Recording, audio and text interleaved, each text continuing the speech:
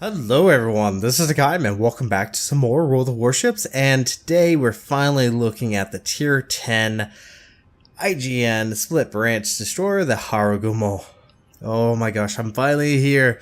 I finally have the Harugumo. So yes, the Tier 10 IGN Split Branch CD is a fantastic DD. As you can see, I am joined with Darth Blackcat, Dachi, and the Republic and Minotaur respectively. And as you can see, there are quite a few tier 10s. Now, let's talk about the Harugumo. So first off, as you may have noticed, she has 5 guns. With 5 turrets with 2 guns in each. Now they are obviously the 100mm that are very common for this line. And having IFHE is extremely beneficial, but as you may have also noticed, is she's a longboat. Now I'm going to come back to the guns, but let's talk about the longboat thing. Because as you will see as I'm pushing towards B, I'm not going straight into it. The Harugumo is not as fast as the Kitakaze. 35.7 knots is as fast as she can go without a speed boost. But the major thing is her turning silk radius is quite large. It is around 840 meters if memory serves me, which means she's not particularly nimble, and considering there are obviously a few radar ships on the enemy team, I don't really want to go to B because it is very difficult for the ship to actually pull away. So instead I'm actually gonna kinda put up position near B and possibly try to reverse. Solid tactic that you can definitely do, and I would almost recommend it, especially for at least the split branch IGN line. And as you can see, we are almost immediately being radared, and so it's a very good option for me to actually get kind of behind this island, because for the most part I am protected even from that Des Moines, who actually managed to break a shell, which is extremely beneficial. Now, talked about the maneuverability, let's talk about the guns, because the guns are insane. Now, one thing you will notice, and keep an eye on the damage counter whenever we actually land a shell. The damage is not overly impressive. It can range from a few hundred points of damage to almost about maybe 2k. So individually the shells don't do a lot of damage, but it's this Gatling that just comes out of the Harugumo. 2.4 second reload time, you have 5 turrets, so 10 shells coming out, and it's just absolutely insane that I'm even able to hit this Neptune while he's in smoke, landing a few shots here and there, getting some amount of damage, and for the most part the damage isn't really overly amazing against cruisers and battleships.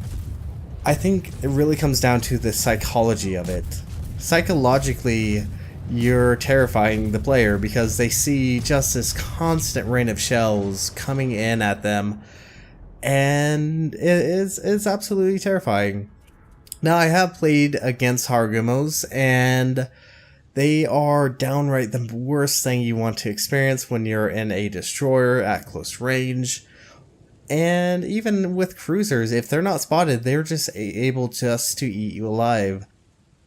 Just because of the fact of those very fast firing guns. Now, one thing to keep in mind is that third turret actually faces forward, it doesn't actually face the rear. So something definitely keep in mind is that turret actually requires to go forward just to get turned around. And there we go, that is actually kill number 1 for us. Kind of stole it there. And of course here comes the torpedoes. Kind of predicted that. And that's another thing I would like to point out, is there have been many times that I've actually been killed by torpedoes. And it is very aggravating because of the fact that she's such a long boat. She just doesn't turn tightly enough to actually avoid torpedoes. So do be extremely careful when in smoke or when dealing with other destroyers, because those torpedoes, more than likely, unless you're just really fortunate enough, they will actually hit and they will actually cause some harm. Now at the moment, Yamato comes around the corner. Unfortunately, Yudachi is in the Minotaur, and I believe he's well within range of the Yamato, and I'm trying to attract the attention of the Yamato as much as possible.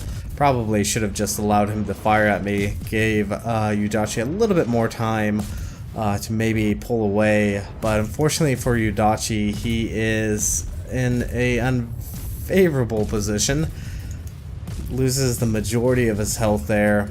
I am trying to talk with him, try and get him over here, but I don't think he just has the time for it. But this Yamato is actually getting kind of melted by the combined effort of both myself and Yudachi.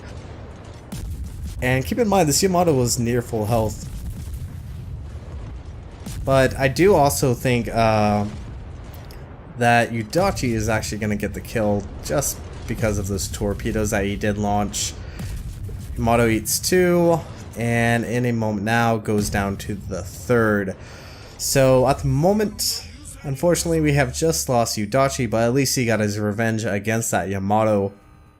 And at the moment, well, we're now even on ships. We've just lost our Harugumo to the enemy gearing.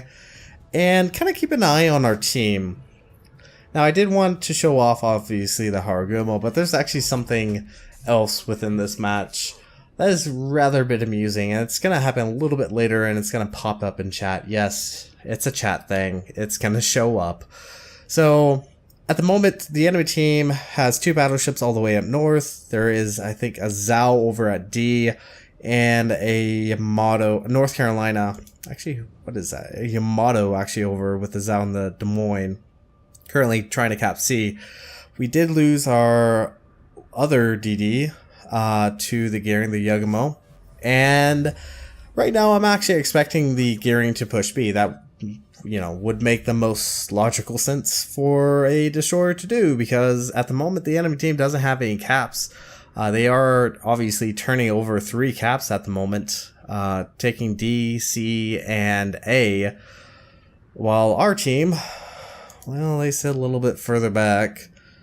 Z52 is extremely low in health. Very little he can do at the moment. He could try to torpedo, which he might be actually doing. But at the moment, I'm actually expecting the gearing to come around the corner, but lo and behold, no, he's not. He's instead going for the damage, trying to take out friendly Republic. And there we've just lost our turbots, I think, to the Yamato. There's a Yamato all the way up north, which is actually really surprising. But the gearing has shown up, and this is a good time to actually show how the Harugumo does against enemy destroyers, because against enemy destroyers, she does fantastic. It's absolutely terrifying to face off against a Harugumo. I've done it in a Kitakaze and just get eaten alive. Now it's my turn to be the one consuming those little pesky destroyers. So I'm gonna actually try to get over there as quickly as possible, try to help Darth deal with this gearing. He is, I believe, currently spotted, but we don't exactly know where they are at. We have just lost our Roma. We're currently down on ships. We're ahead in points, and we're even on caps, but we are down on ships. And if I can get rid of this gearing, that would be fantastic. I do just thought about dropping torps. And once again, the Harugumo does have the reload booster on this. She does have 6 torpedoes. They are 67 knots. And the gearing pops out, probably because I'm guessing the Grossevoy wasn't detecting. There is a Grossevoy over at A. Now I did switch over to AP because a broadside gearing in AP works fantastic, but I really should have just kept up with the HE. And do be extremely careful about torpedoes. Fortunately, we're able to slow up in time, and now we're proxy spotting. So this gearing is going to go down one way or another. Grossevoy shows up, but should be able to take out this gearing with little issue. And of course, Darth's secondaries get the kill. So, yeah, that's unfortunate, but there is still a Grosavoy that we can definitely take out. Now, going back to the torpedoes, because unfortunately I don't really get to use them all too often in this match. I don't think I actually get a torpedo hit, which is unfortunate because they are the Shimikaze Type 93 Mod 3 torpedoes, and hopefully I got that correct. They go 67 knots, they are 12 kilometers, and they do hit for 23,000 points of damage. Only downside is obviously the reload time, approximately about 3 minutes, 176 seconds, so nearly about 3 minutes there. And you only have one set of torpedoes. You do have the reload module, which does mean you're able to at least pump out another spread of torpedoes, but that is also on a fairly large cooltime. As you can see, we're only about 45 seconds away since we last used it, but at the moment, my focus right now is to take out the Grosavoy, but also to capture A.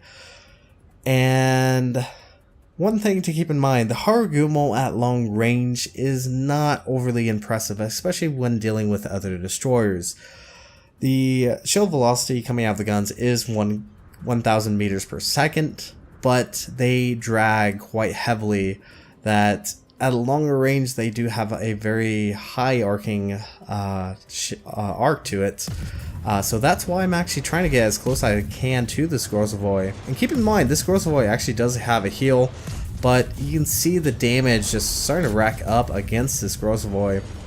He is slowing down, trying to get his smoke off, but even if he gets in his smoke screen, I'm still going to be able to kill him, because these guns just reload so quickly. And there we go, one dead Grosavoy, and now we can actually begin capturing A. And while I was doing that, the enemy team have managed to take over B. And keep in mind, look where our team is. There are 3 ships down south, and now Darth is gonna have to deal with a Zhao. And a Zhao is something you really don't want to deal with when dealing with a destroyer, because they can eat you alive. But I am going to try to help out Darth as much as possible, but unfortunately at the moment my engines are knocked out. I am trying to be conservative on using this because I am going to be dealing with a Zhao, and having a damage control ready is going to be extremely beneficial. I do have 2 additional smoke charges, and I still have an extra charge of the reload, so we're going to definitely try to use that. Now, so we talked about the torpedoes, the guns. The speed's decent. The only major complaint I guess I have, and that is going to be the detect. The detect for the Harugumo is 6.2. which compared to most of the other tier 10s, excluding obviously the Haverosh, she is one of the more, let's say she's not the, I believe she's the second least stealthiest destroyer in the game, and I made a real roundabout way to actually say that. And yeah, see, like I said, definitely don't like dealing with the Zhao. But unfortunately he actually has his plane up, but we do manage to disappear. And now Darth is currently dealing with the enemy Bismarck. He also still has a Zhao to worry about. Unfortunately for us, the Zhao is still kinda AWOL at the moment. So fortunately he's not actually shooting, as far as I can tell, at Darth, which is really amusing. Actually moved in that direction. Once again, very amusing that the Zhao didn't actually try to help the Bismarck. And fortunately for this Bismarck, he is going to go down probably here in a moment. Now, we definitely need caps. We're slightly behind, but we should be able to take out this Bismarck. Zhao pops back up, and I am trying to be careful, because I have only 4,000 points of health left, and having a destroyer on your team is always very, very beneficial. Darth is currently behind the island, so the Zhao shouldn't be able to get off any torpedoes. I'm going to try to help out as best as I can, waiting for the island cover because once again, don't have a lot of health. And any moment now we should hopefully get some damage on this owl. Once again, damage is not overly impressive.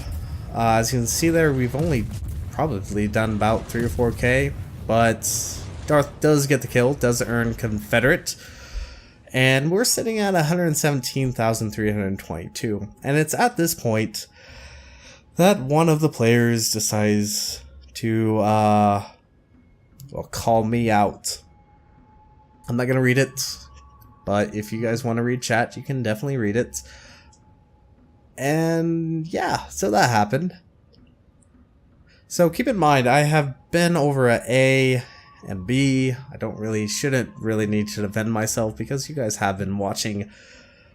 But also keep in mind of the Kronstadt's health, and keep in mind of where he's been for the majority of this time. Yeah. Okay, anyways. So, D-Tech's, it's not overly great. I actually know a few players that actually prefer just to go the full gunboat and don't go for Concealment Expert on their captain. Which is interesting because unfortunately, like the Habarush, which normally you don't really do a concealment build for the Kaba,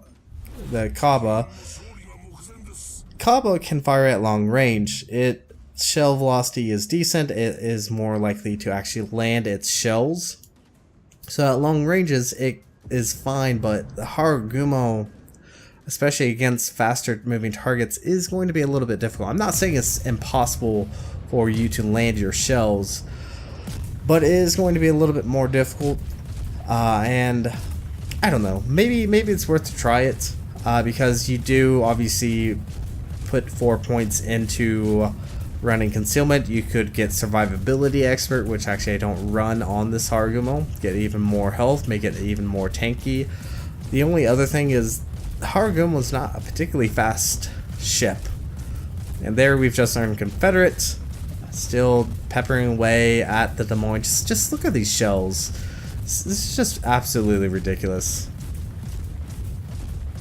Now, one other thing I should actually talk about is when to do the sequential firing, as you see I'm doing here, and when you should do the double click. I would recommend probably at like ranges like this, do the sequential fires, but whenever you're in a smoke screen, don't do that, because it makes it very easy for the enemy team, and if they're any good at all, they're going to be able to actually land their shells onto you because you're just constantly firing, you're giving off your position. So that's why I'm thinking and recommending to use the double click whenever firing at a target within smoke. I think it's a much more viable target or viable option. So instead of just seeing just a constant barrage of shells incoming from the angry smoke screen, they'll only see a few shells coming out, so you have a little bit more time to dodge. That's my recommendation. Now here at this moment, I'm actually really debating between going to C to get more cap points, but I thought I might as well try to help out the Des Moines, so I'm actually gonna pop my last smoke screen and gonna lay down a smoke screen. But this Des Moines is actually gonna, well, he's gonna try to preserve his ship. And this is kind of the issue, and I understand it. It sucks being killed. I understand. It does. But at the exact same time, you earn money and experience and credits. I guess money and credits are one and the same. From doing damage, percentile damage, to enemy ships. Or capturing caps, and etc. So just running away and hiding is not doing you any favors. I mean, yeah, it sucks. It sucks dying. I understand. It really does suck being killed. But honestly, it's just better off just doing damage. Just do as much damage as you can. But unfortunately for these guys, there's nothing they can do. There's about 12 seconds left on the match. I probably should have just started firing. But with that, that's going to be the end of this battle. And we're going to go ahead and jump into the port, and we'll take a look at the stats of the Harugumo, so I'll see you guys there. Alright everyone, welcome back to the port, and the Harugumo, as kind of shown in that video, hopefully you guys did enjoy that battle, especially kind of near the end. It was rather amusing for me. Let's actually talk about the Harugumo. The Harugumo, obviously, is a light destroyer compared to most of the other gunboats. I would say she's very, very thin, but she is very, very long, and that's one thing you do have to keep in mind with the Harugumo. Just like the Akazuki at tier A and the Kitakaze, they are very long ships, so they obviously do have a little bit of issues, say compared to the Gearing or the Z52 or the Yuyang, albeit the Yuyang is pretty much a Gearing, just slightly different. So as far as that, you do have to keep in mind she is a little bit more likely to be hit, especially if the enemy ship has a decent sigma value, because more than likely the shells will actually spread out and actually penetrate more of your ship. So do keep that in mind whenever playing her. But let's actually talk about survivability. She has the highest amount of health pool compared to any of the other tier 10s. And that's including the Koporosh, the Grosavoy, and even the Z52. She is very, very healthy, but she's not very, very tanky. Her armor is very, very thin, 20 millimeters, similar to, say, the Shimikaze, 20 millimeters. So that's one thing that is either going for you or going against you. The benefit of its thin armor is going to be the fact that any AP shells coming your way will overpin your armor, and that will mean you will take less damage. Now, it's not impossible for, say, a battleship to blap you. It is quite annoying, even if a battleship misses only but a few shells, it still takes a chunk out of your health. Now, one thing to keep in mind, as I did obviously point out, you could easily go for survivability expert and make this even more tankier. I believe the health pool gets up to around 29,000 points of health, so definitely something you could do. I'm not gonna right off the bat recommend it, but if you want to go with a more gunboat, guns blazing everywhere, go that route. Actually opt out for the concealment expert, but that is one route you can definitely do. But now let's actually talk about the bread and butter of the Harugumo, the guns. She has 5 dual 100 millimeters, just like the Akazuki and the Kitakaze. They have a 2.4 second reload time, just like the Kitakaze. The returning time on the guns is 12.9 seconds, fairly decent. Max dispersion at a 12.6 kilometer range is 101 meters. Though you will have to keep in mind, just because the fact that it is 101 meters, which is, it's not the worst thing in the world, but you just have so many of these shells that they are going to hit the target one way or another. Max HE damage is 1200 with a 7% fire chance. If you do go with IFHE and go with Demolition Expert, you will get 7% fire chance. If you don't, you will have 5% fire chance, and you could probably use those 3 points for survivability expert. I might actually try that, see how I like it, because once again, benefit is going to make you very much more tankier. The AP shells, 1700 points of damage. I don't use the AP all too often, but against, say, the Gearing, against the Kaba, against the Grosavoy even, I could say that AP is viable, and you can use AP against ships that are burning, and you don't need to spread any additional fire. Though IFHE does obviously allow that penetration of your HE shells more so than your AP, so that is something to keep in mind. Velocity on the guns, 1000 meters per second. Once again, once they are out at a certain range, they will start to arc, and they're not as fast as when they left the barrel. Moving on to torpedoes, she does have one 6-tuplet launcher, 610 millimeters. They have a reload time of a staggering 171 seconds. They take 6 seconds to turn, but they do really nice damage, 23,767, and they do have a nice torpedo range of 12 kilometers. One thing to keep in mind is the detect on the torpedoes are quite high, 1.7 kilometers. Very similar to the actually not similar, they are exactly the same as the Shimikaze torpedoes. Now you can opt for the upgraded torpedoes, the ones that provide the 8 kilometer range with the lower detect and the faster torpedo speed. That is one option you can go with. Moving on to AA guns. Once again, this ship is supposed to be a AA destroyer, but she kind of falls short. She does have 16 single 25 millimeters. Average damage is 35 with a 3.1 kilometer range. Then she does have 6 dual 40 millimeter Bofors.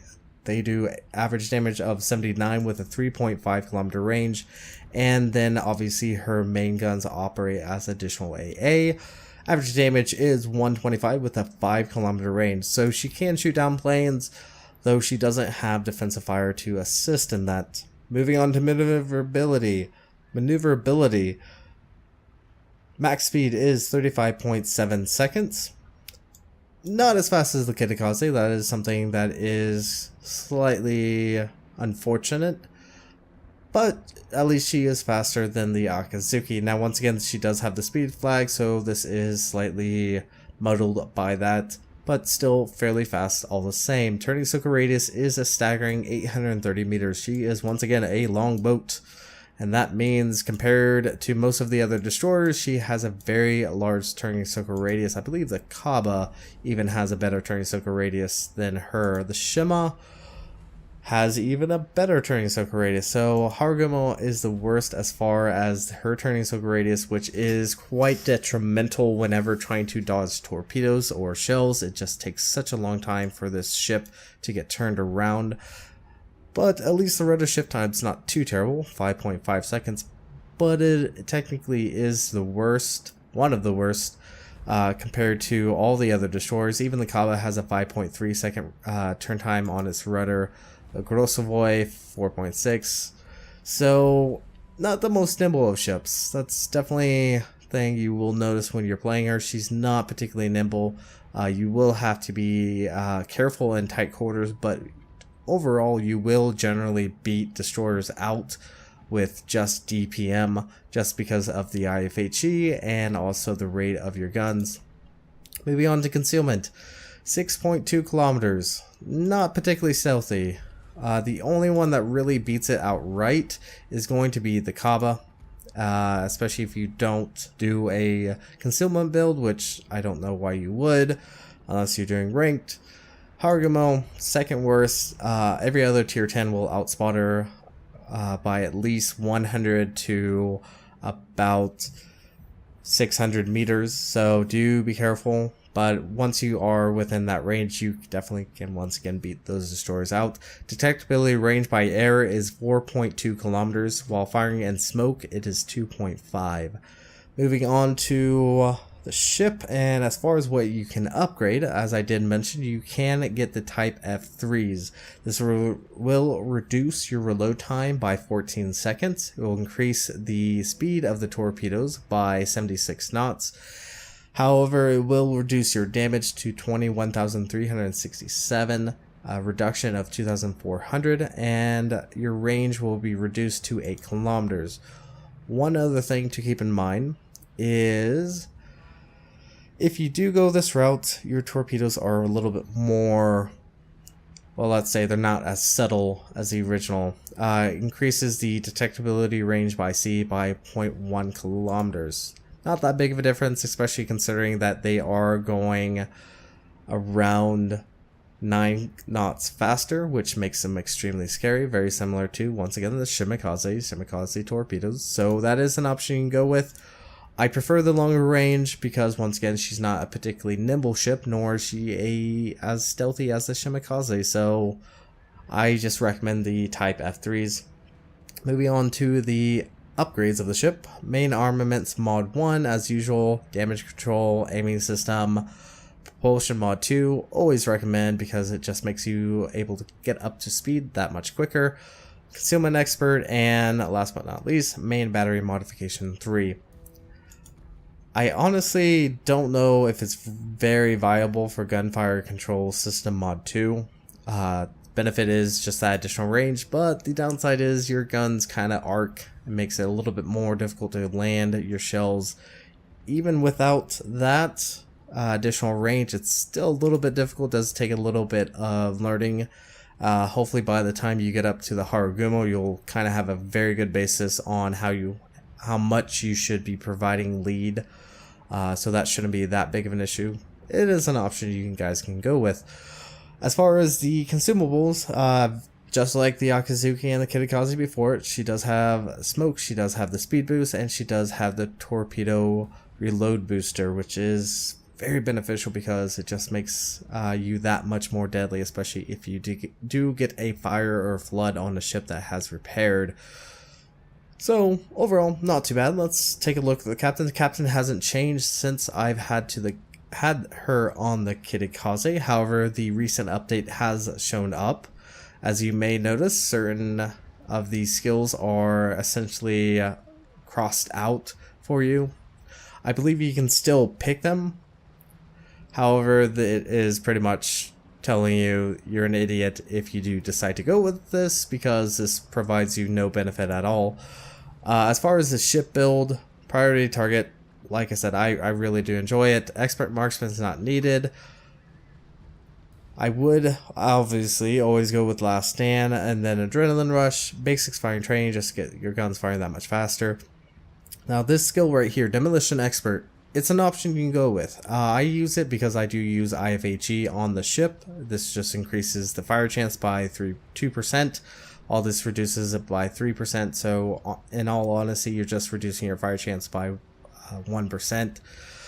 So that's an option you can go with if you're okay with not getting those fires, which I still think fires are probably where you're going to get most of your damage, and also against other destroyers you're able to penetrate their armor without having to switch to AP. You can go for survivability expert. This gives you plus 350 points of health per tier, so obviously tier 10 you get 3,500 additional health. That's an option you can go with. And last but not least, concealment expert as usual. But this is going to be it for this video, and hopefully you guys have enjoyed it. If you like what you saw, hit the like and subscribe button. You guys have a great and fantastic day. Zaijen.